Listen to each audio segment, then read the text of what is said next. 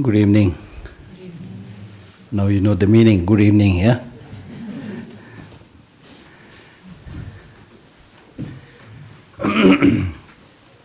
So the topic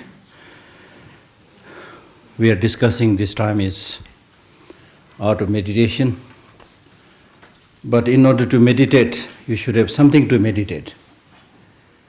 If there is nothing to meditate, nothing to get habituated, then probably it's not called meditation. I think you can keep the door a little bit open for the time being. Little bit.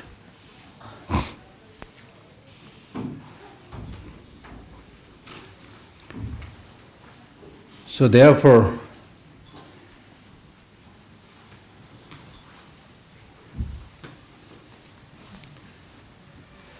there are processes of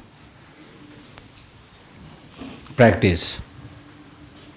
There are stages of practice. So the stages of practice are hearing, thinking, meditation. So we are talking about the third level, meditation.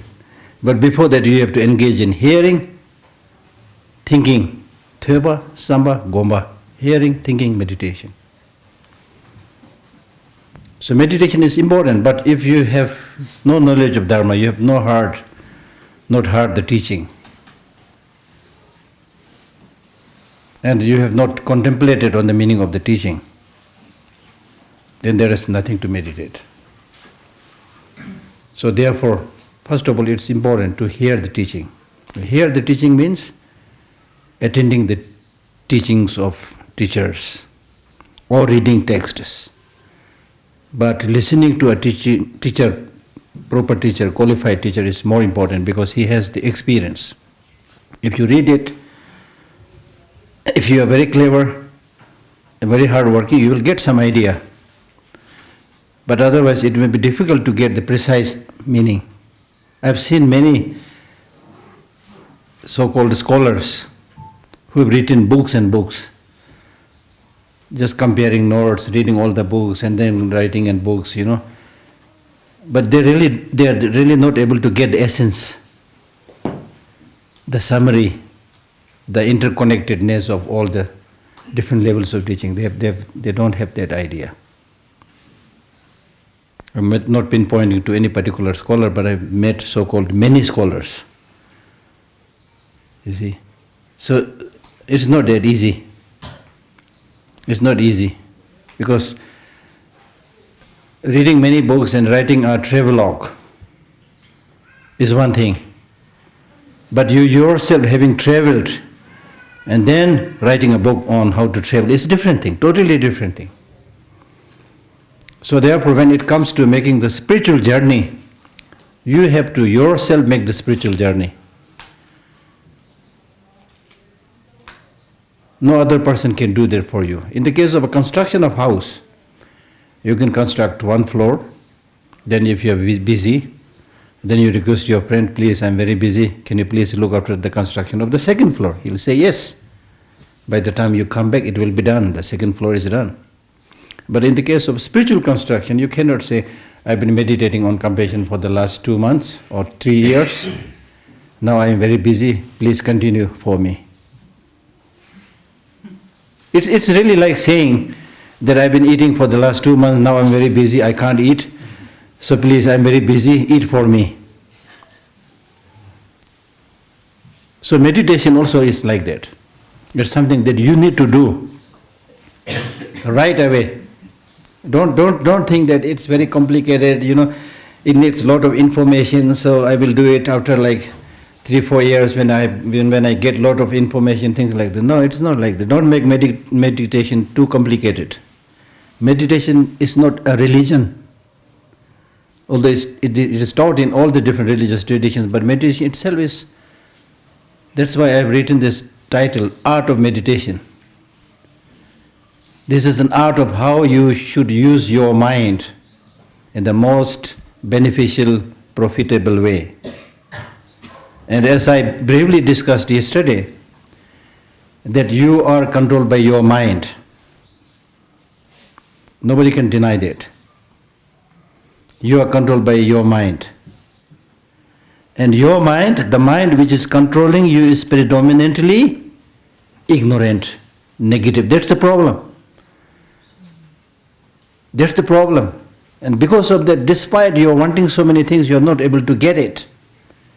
Because you are going in the wrong direction. For example, if the gold is available on this direction of the mountain, if you go this direction and search and excavate the mountain, you are not going to get any gold because gold is not here.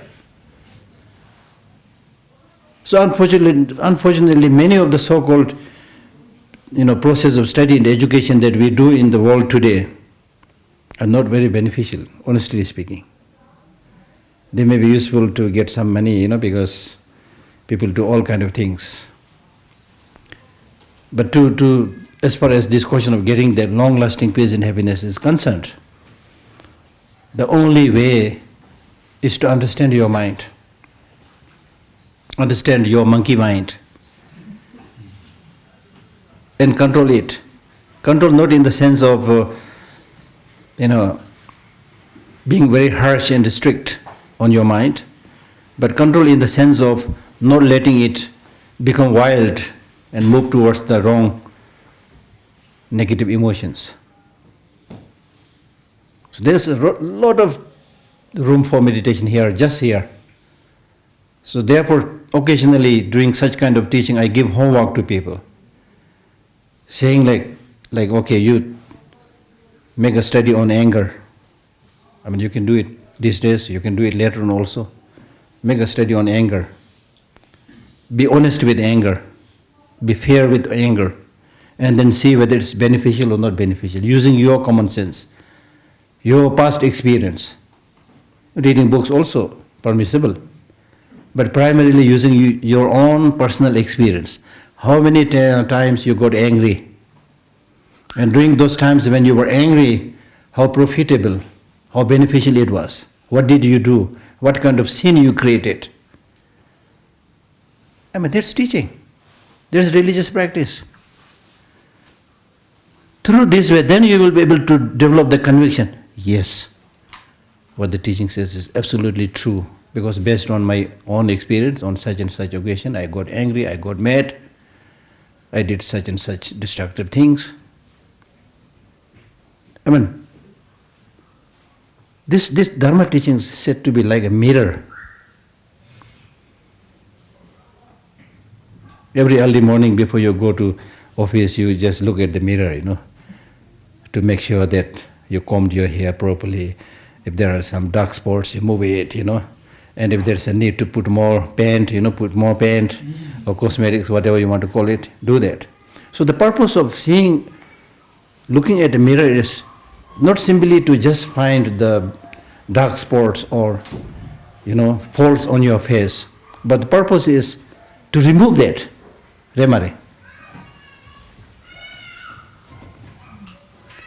Having found that fault or dark spot on your face, if you look at the mirror, found that dark spot, then still, okay, then you are stupid. What is the purpose of looking at the mirror? So having found that blemishes, here is a blemish, I must remove it, So similarly, these teachings are mirror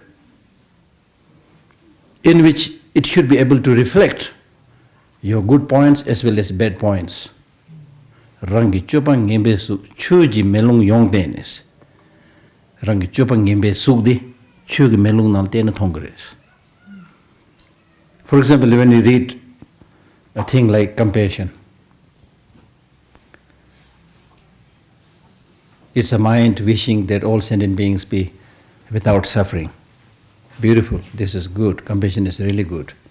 It is there in the text, the definitions are there, divisions are there. But that's not important to memorize, compassion, there are 3 types of compassion, this is the definition. Okay, it's good, you memorize them, you learn them. But that is far from enough. But after having done that, then you need to see, this is wonderful, this compassion is wonderful, but do I have that? That's the point. Do I have that? You should not, some of the teachings they say, you should not be like a shepherd, counting the number of sheep. There is a story of somebody who was a shepherd and servant of somebody, obviously, a rich man. So every morning and evening he used to count that hundreds of sheep, to send them up on the mountain for grazing, and then evening to make sure that all the sheep returned. He used to count it. And then somebody came and said, "You must be a very rich man. You have all this great number of sheep." Then he said, No, I don't have even a single one. This belongs to my master, the rich man. So if you simply just memorize things, count, and when you have nothing, then you are like that shepherd. We are all like that, honestly speaking, because it's difficult to get habituated with these practices. We don't make enough effort. We want push button enlightenment, especially in today's world. Push the button, light. Push the button, enlightenment. Push the button, nirvana. And in fact, some people are running courses in New York and other places saying 1 week for enlightenment. Impossible. Impossible, because these negative emotions that we have within us are so deeply entrenched, so deeply ingrained. It's difficult to uproot it like that, you see. So therefore you really need to introspect. Look at yourself. What is your state of mind? What did you feel when you develop any of these negative emotions? We all develop all kinds of negative emotions because we need to, react with all these interesting people. So what was the benefit when you develop these negative emotions? Likewise, when you practice patience or other positive emotions, what was the benefit? So you need to sit down and reflect based on your past experience. That's the most convincing way. Now nobody is simply telling you to do something, but you are being asked to be an honest judge of what you had already experienced in your life. So if you don't learn from the life's lessons, it will be very difficult to make any improvement just by reading books. You will be able to pass the time, yes. I have that experience. I passed the time. I've studied for many years, still studying. So it's good for passing the time. But for real improvement, you need to at least make some effort and attempt to change it. So the best way is to relate to your life's experience. For example, anger. Now this you should do. Okay? You should do. How many times you got angry? At that time, what did you do? Write a story. Write an article. What did you do? It will be really wonderful, amazing.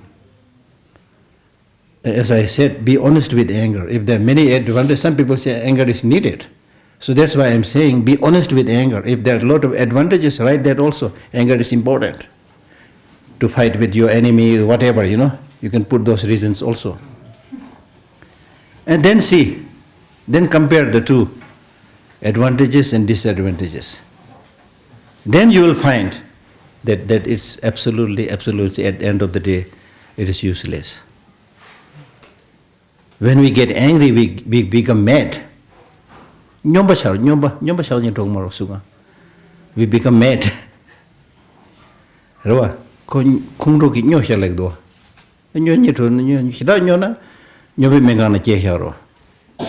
We become mad. Then there is a place in Amritsar. I went there once in a mad hospital where all the mad people are there.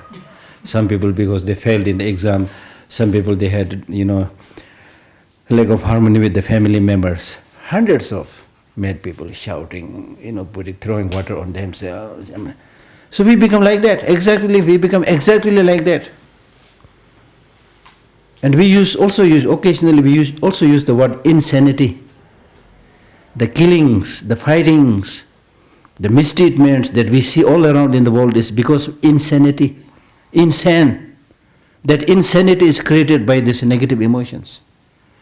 When you are insane, when you are totally controlled by negative emotions, forget about doing harm about other people. You kill yourself, you commit suicide. You can go to that extent, you see, out of stupidity, short-sightedness, upsurge of negative emotions. You get so addicted to the decrease of these negative emotions, you become totally addicted, you become totally crazy, insane. You have no idea what you are doing, you see. So is that good for you now? As simple as that, you see. That's why we are saying, please pay attention to these spiritual practices. Please pay attention to these Buddhist teachings. It's directly beneficial. Enlightenment, nirvana is a very distant goal, to be honest.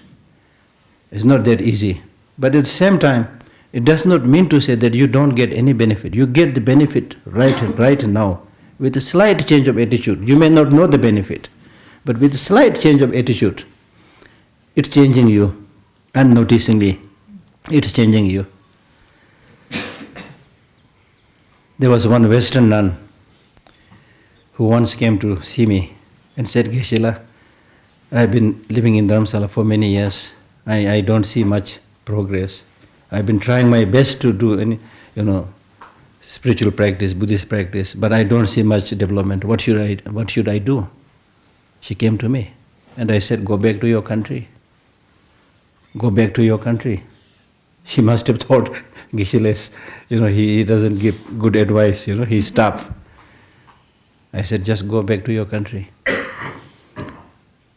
Not because of my saying, but somehow she was going back to her country. So after some time she came back to Dharamsala, came to me and said, Geshe, thank you for your answer. What? Which answer?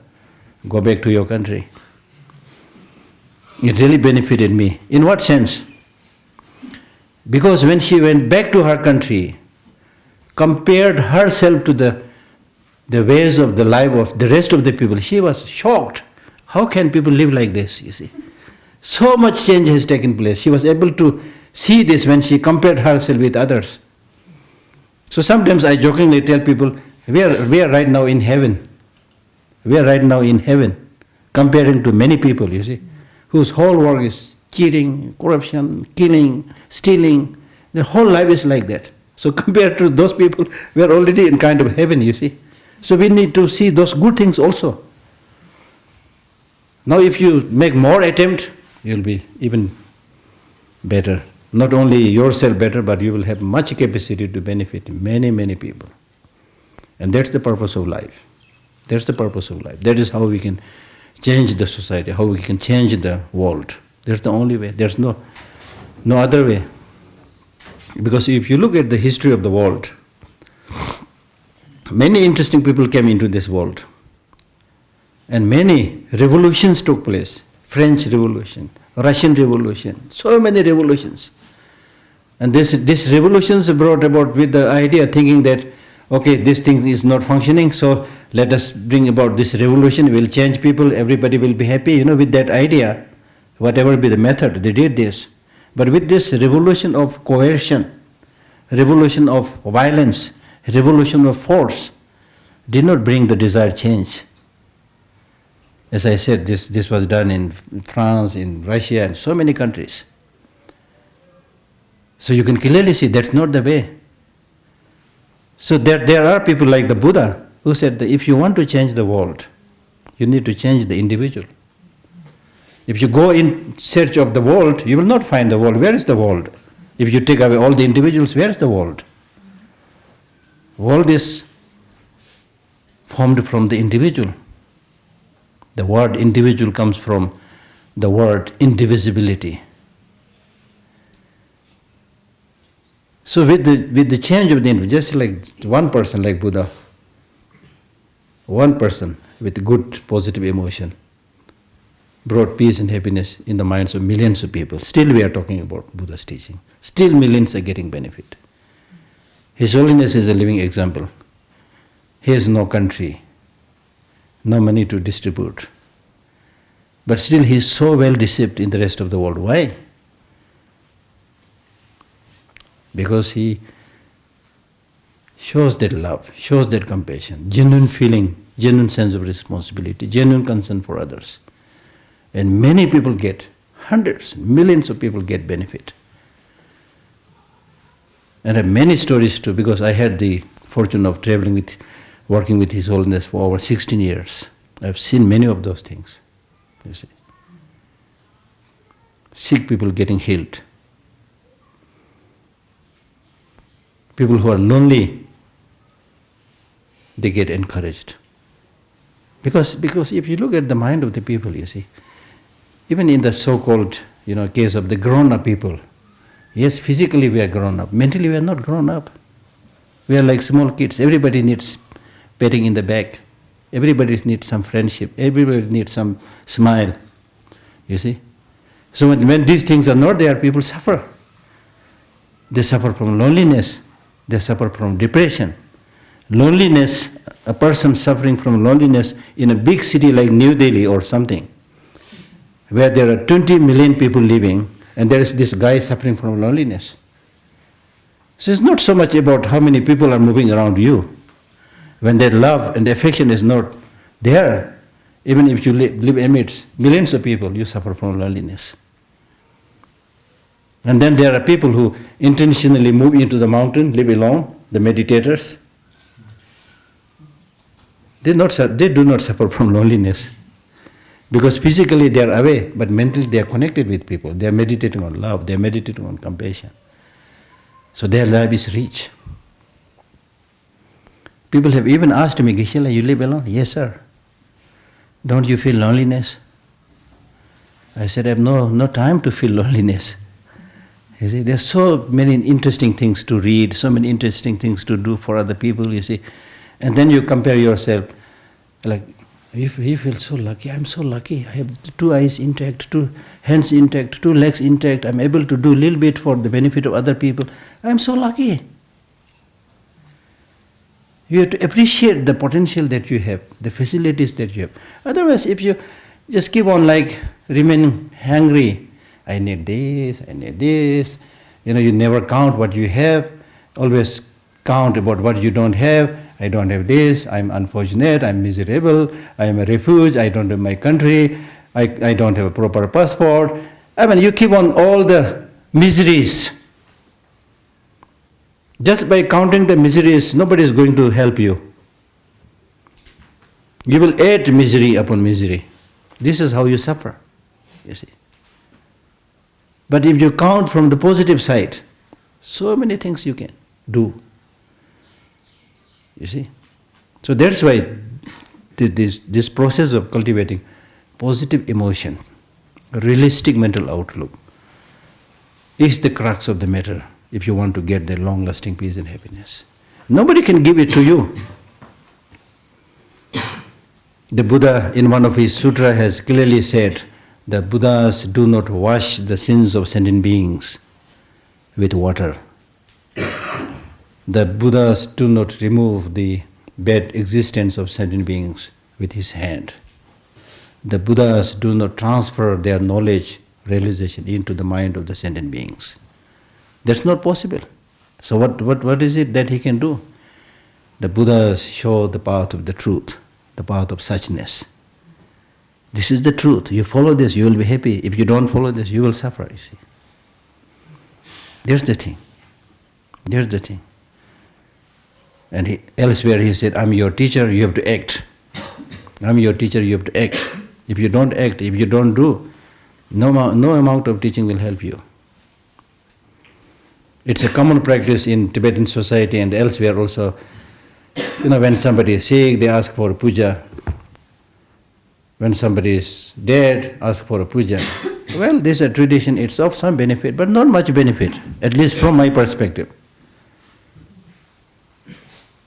How much you are going to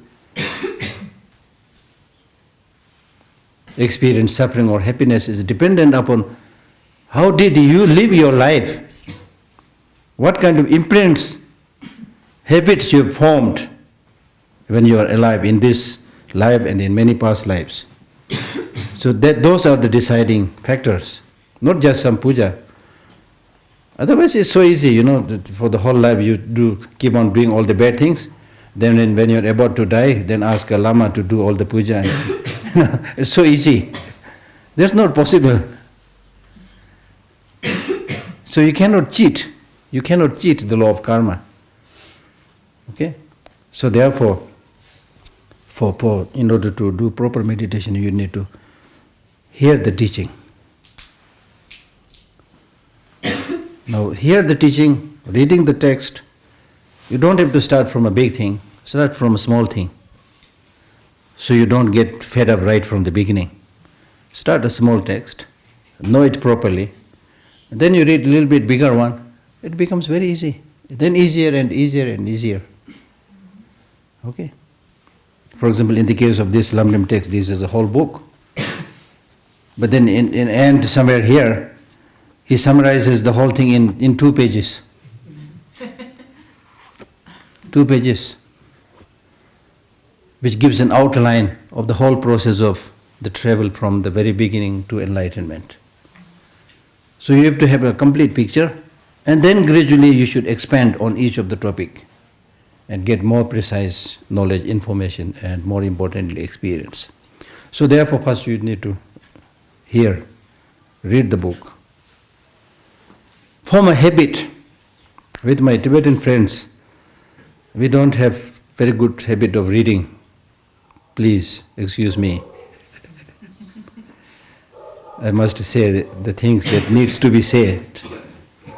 So form a habit of reading, not only Buddhist books, but also other books. Form a habit of reading books. Otherwise you don't get this wisdom, Form a habit of reading books. At least every day, like 3-4 pages of good books. Then gradually you will get into it. Otherwise, if you just wait, wait for one talk and then nothing, and then for the next talk, oh, I want to go, but this time I'm busy, so skip that talk also. Then maybe next year I can go and attend his holiness teaching. But then you say, oh, I'm busy this time, maybe next time. So you keep on postponing. That's called laziness or postponement. So that should not be the case. Each and every day you spend few minutes reading a good book, particularly the Buddhist texts. And not just reading it as a prayer, but read it so that you are able to understand what is being taught there. If it is not clear to you, underline it. And then, as soon as possible, go to somebody, ask question. You should be a student for the rest of your life. If you are a teacher, then you need to study more. Student, of course, you have to study. If you are a teacher, you need to study more. Because the teacher is somebody who has to show the path to the student. So if the teacher himself is not somebody whose knowledge is growing, he cannot help the student. So the teacher should be, normally they say, the teacher should be like a burning candle. If you want to lead another candle which is not burning, which is the student, then this candle, which represents the teacher, must be burning. If this is also not burning, then doesn't matter how many times you touch these 2 candles to each other, you can't help burn the other candle. So like this burning candle, we should always be studying, learning. And with knowledge, you can see so many. With knowledge, it's really like standing on a big mountain, You get so many vistas. What to do, how to do, so many ideas. Everything that we see today in the world, including enlightenment or all the technological products, these are products of human mind, products of human thinking. So without thinking, without meditation, without study, we are not going to change. Okay? So therefore, first hearing, then thinking, then meditation. Hearing, last time those of you who attended my talk, I'm repeating many of those things. So hearing, thinking, meditation, all these 3 are important. For example, if somebody is thirsty, looking for water, and have no idea where water is available,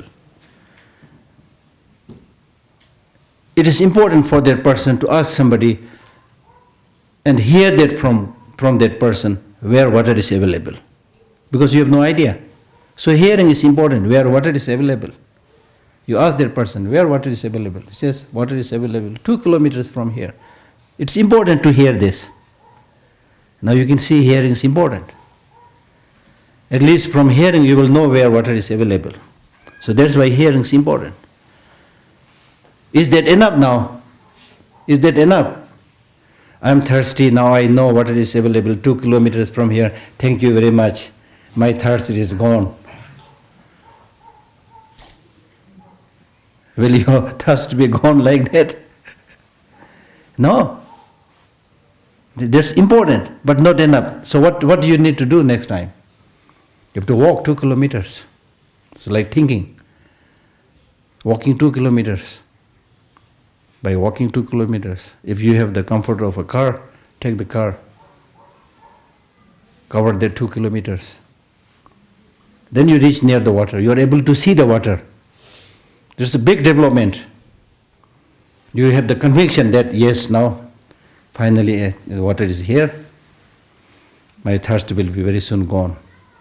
But no stupid fellow will say that now I'm near the water, I'm able to see the water, thank you very much. Is that enough? No.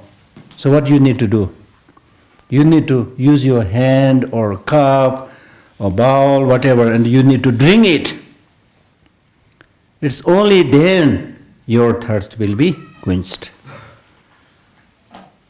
So all these three, hearing, thinking and meditation, all these three are important, out of which meditation is the most important part.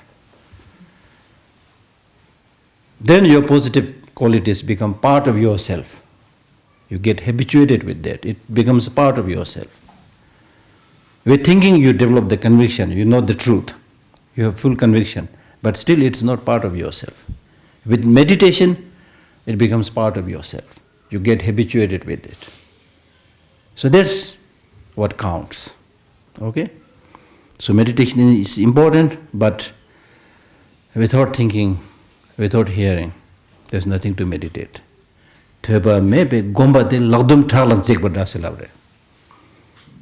One who tries to meditate without any hearing is like a person who tries to do rock climbing without the fingers.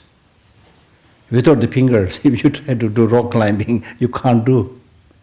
So without hearing, without learning, if you want to do meditation, you can't do. Okay?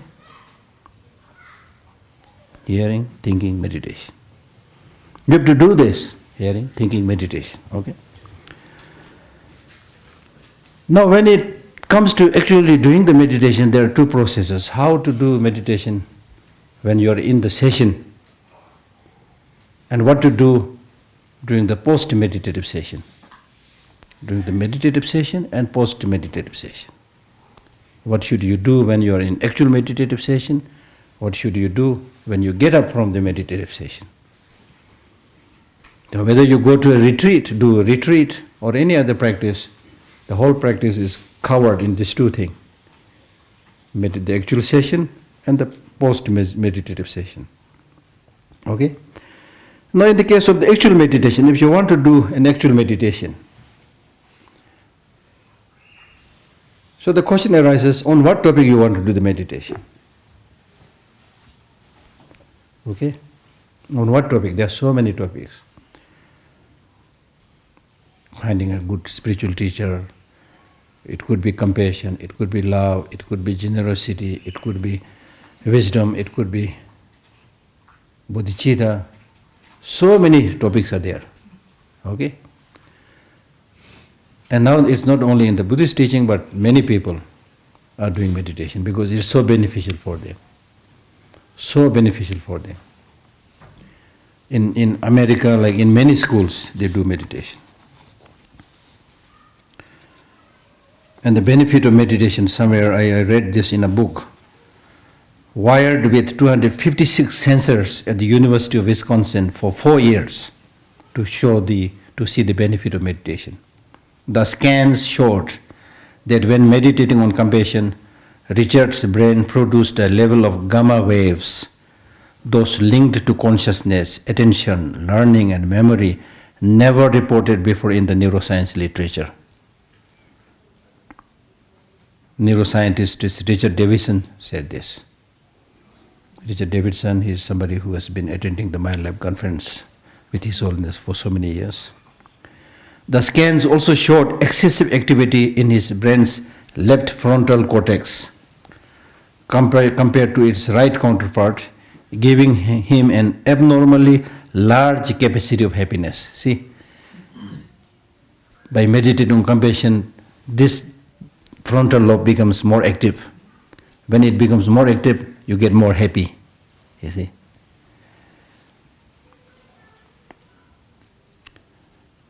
Giving him an abnormally large capacity for happiness and a reduced propensity towards negativity. So when you get habituated, it automatically becomes like that. We have been looking for 12 years at the effect of short and long-term mind training through meditation and found remarkable results with the long-term practitioners, and also with 3 weeks of 20 minutes a day. Even if you do this meditation properly, 20 minutes a day for 3 weeks, you can see the change.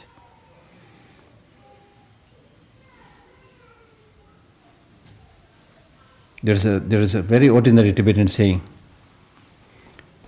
Tanyoba naki kawa isa kharchine jugdiriyo. Des desu wacheda says yorba. Desu wacheda. So meditation means a little bit sitting and calming yourself rather than running hither and thither like a mad monkey.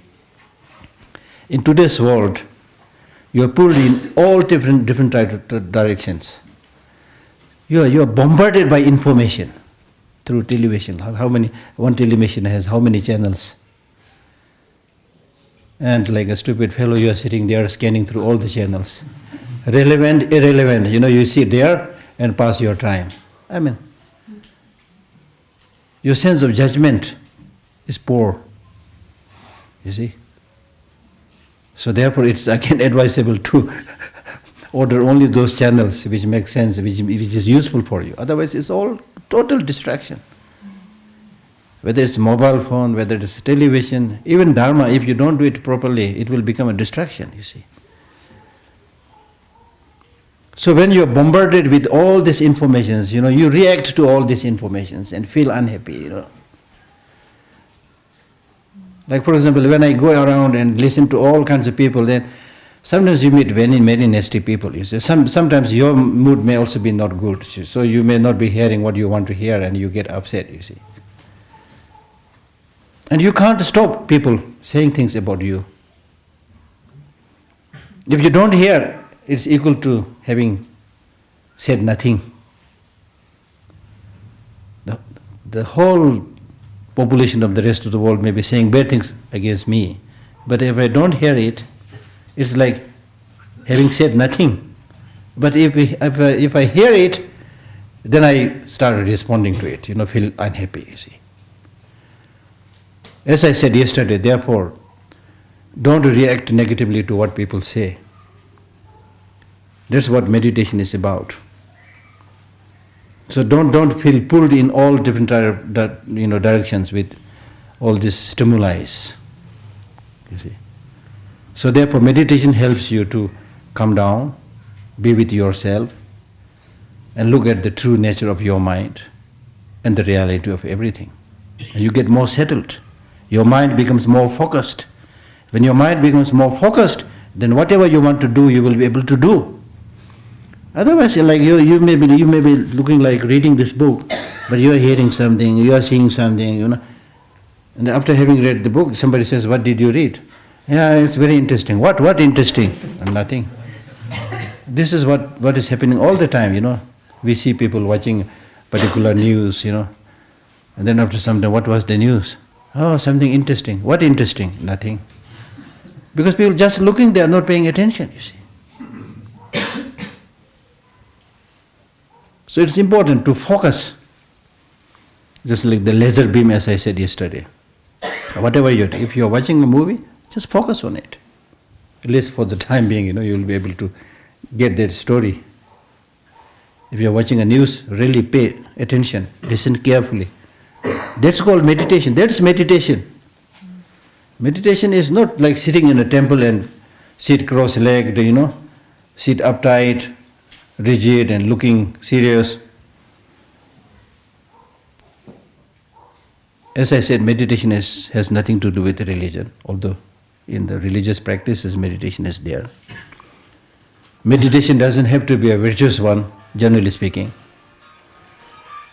Because in the case of our meditation on negative emotions, we are already highly advanced meditators.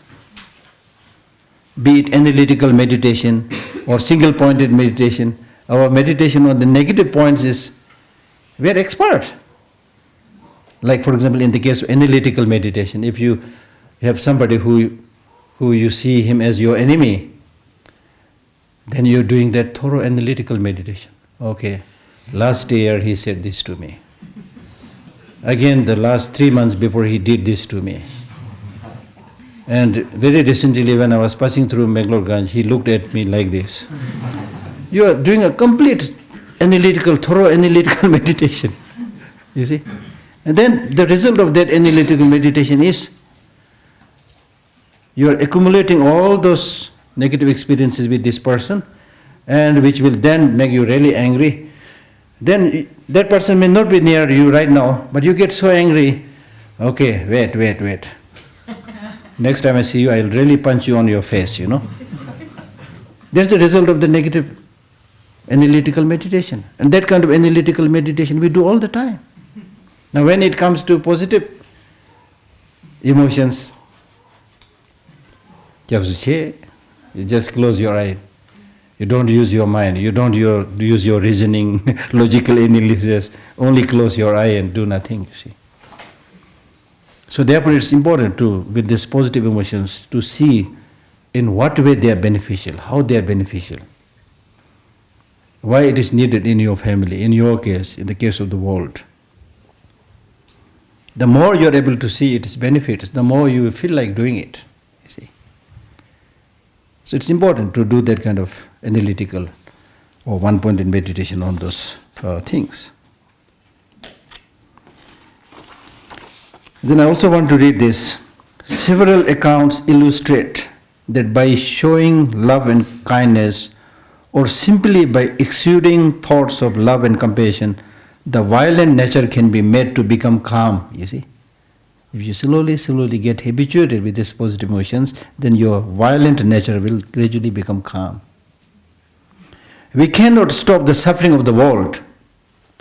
We can only stop it in our mind. It's not easy to stop it, the sufferings, tragedies, but at least start from yourself. Start reducing those violent thoughts in your mind. Because we know our minds, and we generate anger, hatred and jealousy in our mind. It comes in our mind. It is in our mind. And the problem with what is there in your mind is, because we have this very strange attitude that whatever is there with yourself, you tend to glorify it.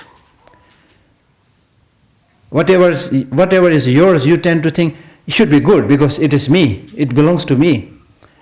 When he gets angry, oh, very bad. It's a very bad person, he's getting angry. But when I get angry, there's a reason for me to get angry, you see. You try to justify it, you see. That's the problem. So all these negative emotions, attachment, anger, jealousy, hatred, this countless negative emotional forces are there in your mind, but you always welcome them. When you are getting angry, say, anger, come please. My door of my mind is open 24 hours. Come anytime you like. Hatred, come, okay. Because it's my hatred, my anger, my jealousy, come. You see, that's the problem, you see. So therefore now the purpose of such meditation and practice is now to recognize the destructiveness of these negative emotions and shut the door of your mind for these negative emotions. And you need to strongly say that, gone are the days when you cheated me, when you deceived me. Gone are the days, because in those days I have no idea how destructive these negative emotions are. I treated you as a part of myself. Now I know, because of His Holiness teachings, because of reading these holy books. Now I know how destructive you are. So gone are the days. Sorry, I cannot entertain you more. Anger, please, get lost. Jealousy, please get lost. Attachment, please get lost. You need to personify these negative emotions and get rid of them. So for a practitioner, the only job is to guard your mind, Become a chokidar. Guard your mind and see who is coming, who is going. The positive emotions are coming, then you should say, I'm really, really sorry. I never recognized your great many qualities. Now I know a little bit. So compassion, please come. Have a nice cup of tea. Sit down, If you have time, stay forever in my mind. Or at least for some time, So you welcome loving kindness, compassion, patience, make friendship with them, you see. These negative emotions, no, sorry. That is called dharma practice. You don't need to know too many if you have no time. You at least do this, then you will become a totally different person. And that will not make you weak. I must tell you this, because some people, they think that if you don't be a little bit forceful, violent, angry, these days, we are living in a strange world, If you only talk about love, compassion, patience, everybody will trample upon you. People think like that. So I need to be tough. Yes, I agree, you need to be tough. But to be tough, you don't need these negative emotions. That you need to know. So don't think that these positive emotions are signs of weakness. They are in reality signs of strength. They are signs of strength, but many of us don't understand. His Holiness is all the time talking about non-violence, compassion, and non-violence and compassion. Many people appreciate it, but there are a number of people who may be saying something or who may not say something, but they'll think, oh, with the Chinese, this will not work. We have to be forceful, we have to fight, That's wrong, based on wrong understanding of the meaning of non-violence and compassion. If you look at the story of the Buddha himself, he was able to control these countless forces, evil forces who tried to, the Maras, the evil forces, who tried to tempt him, who tried to threaten him, who tried to disrupt his practice, meditation, because they were getting jealous because the positive side was gaining an upper hand. But he continued his meditation on love and compassion, and he was able to conquer those negative forces, including the negative emotions. Because this process of living is true to the basic human nature. Basic human nature. Anger, jealousy, hatred, this may look very powerful, but these are not true to the basic human nature. You can take this beautiful example of how a child survives after the birth. The child survives by feeding on the milk of kindness of the mother. Otherwise, it is impossible for the child to survive. It's completely dependent on the mother and other caretakers for so many years. The child is able to survive, not through violence, not through intimidation. This is a classic example. It's able to survive based on somebody's love, affection, and care. So likewise, in the case of rest of us also, as I said earlier, we are more or less, we are also small kind of children, you see. That's why Buddha addresses by saying, my children. By children. Because from the parlance of his knowledge, his wisdom, we may call ourselves professors, academicians, dharma teachers, but still we are sunk in the quagmire of negative emotions and acting like a small kid. So therefore, Buddha always says, my children, you see, with love, with affection, and also because of our limitation of knowledge.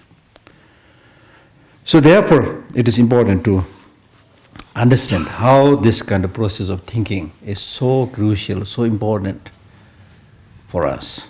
So these positive emotions are our strength, not weakness. Okay? But the violence is weak, because when you use violence, then you have to depend on machine guns, which is not a sign of strength. If you are strong, do it by yourself. Why are you relying on machine guns? Why are you relying on nuclear bombs? Because you are weak, you are vulnerable, you are scared. So you employ all kind of destructive methods. You don't have the confidence. Even when there is, argument between two people, One who doesn't have that solid foundation to justify his act, that person will be the first to get angry because he doesn't have much reason to count. So he will be the first person to get angry. One who has a lot of reason, one who is just, one who is honest, doesn't get angry quickly because calm down. You say, look, this is what you have done, this is what you have done, this is what it happened. He has everything to say to prove the truth of his way of acting, you see. Okay? Western scientists have found that 80% of our illness, this is interesting now, listen carefully with your ears raised. Western scientists have found that 80% of our illness, such as rash, diabetes, backache, and heart attacks, are due largely to defilements caused in the mind. Because when your mind is upset, you get angry. Your mind is upset, you get headache. We all know this. You get backache, immediately. The mind is a very powerful thing. When the mind makes a move, it influences the whole psychophysical system. It moves the energy. And it's the energy that makes our body work. You see? When you get angry, you are unable to breathe.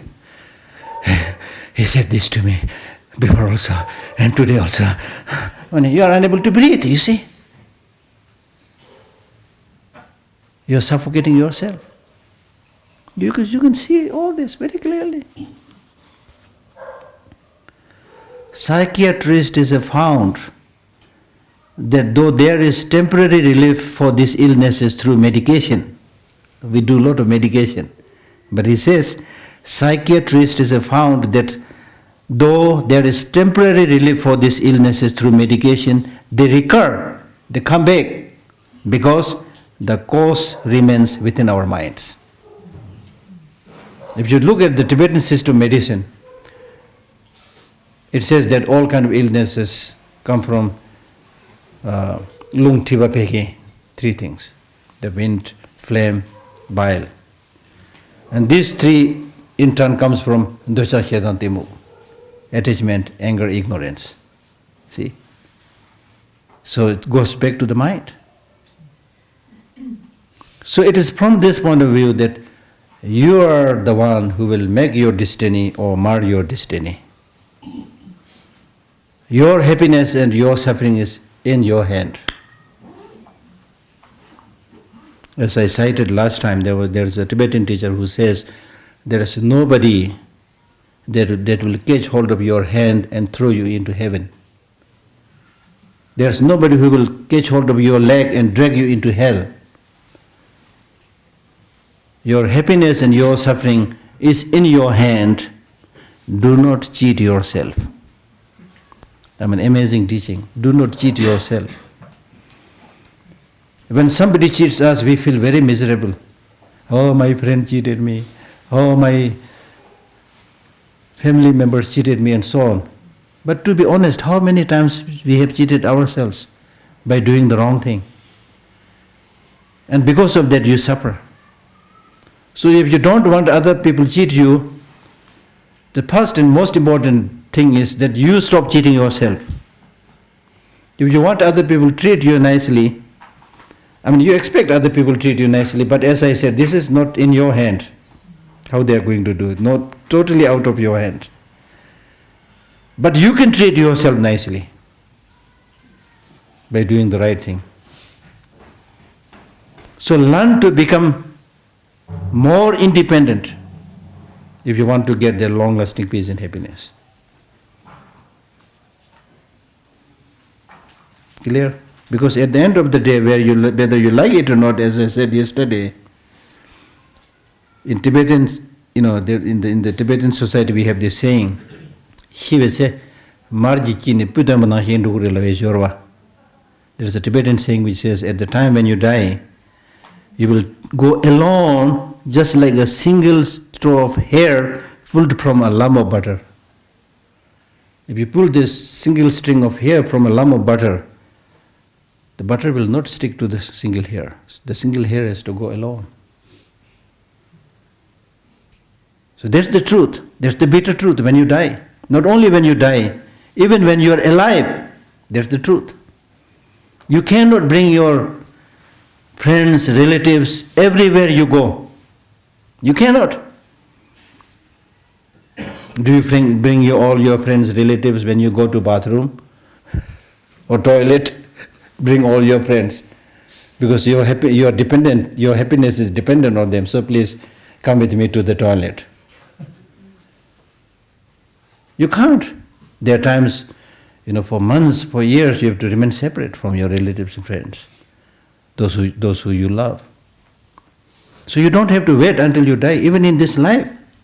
Most of the time you have to live alone, you have to take care of yourself. And particularly during difficult times, unless your mind is strong, even if you are surrounded by very good friends, they may not be able to do much. This is the bitter truth. Sometimes I compare myself with the birds and with animals. The birds, the animals, they don't have hospital. They don't have any particular religion. They don't have any elaborate funeral rites when one dies. Human beings need so many things. Hospitals, religion, so many so-called facilities. But at the end of the day, we become victim to many of these things. So it's important to look at many facets of reality. And once you understand that reality, it is possible for you in all situations and times, however the situation is turbulent, you will be able to remain. Even if not 100% calm and peaceful, you will be able to remain relatively calm and peaceful. And that's what you need. Religion is like a medicine. You need medicine when you are sick, not when you are healthy. Okay, when you are healthy, there's no problem. It's good to talk about enlightenment, nirvana, and all those kind of things, big things,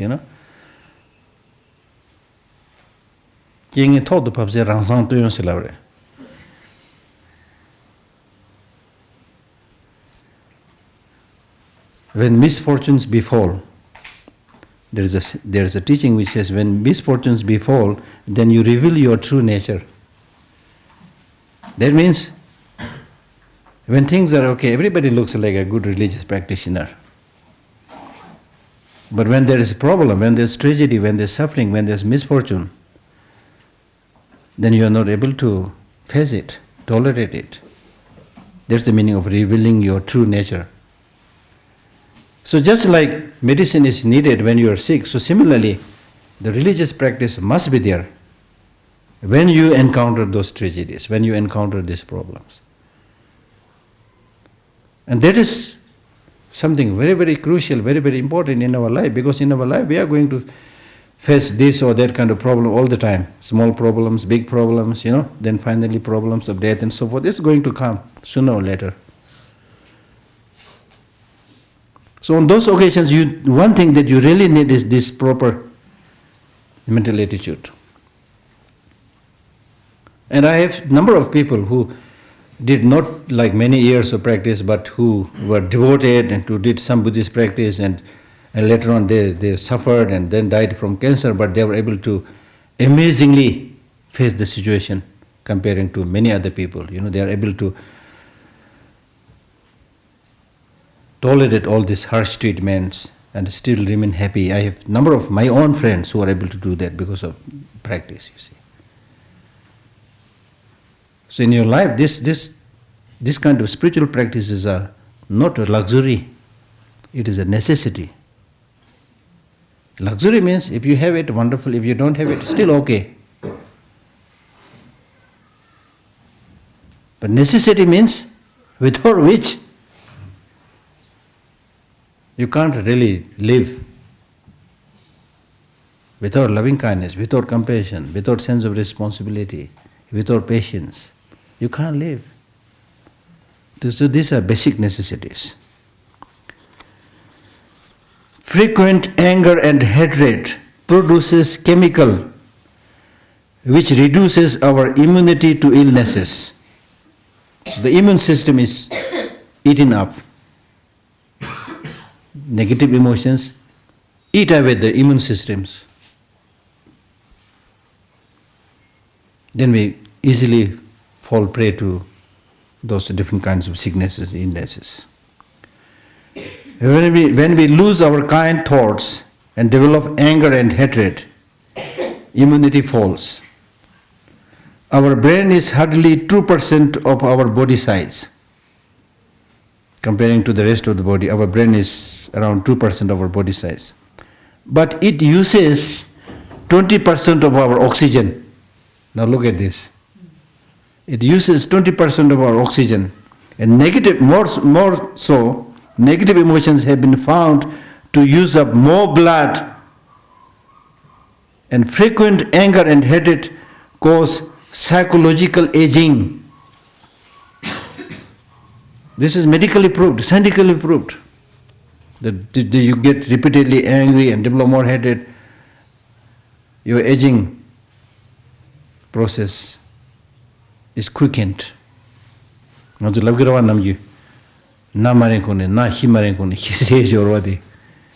you die unnatural death. You die before it is time for you to die. You age before it is time